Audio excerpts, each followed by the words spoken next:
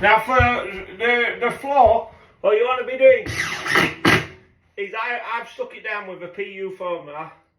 Then you want to screw it every 4 inch.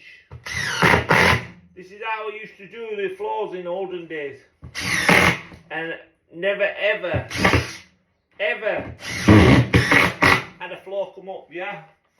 So the screws what I'm using, these Fast Fix, actually say drywall screws there, yeah?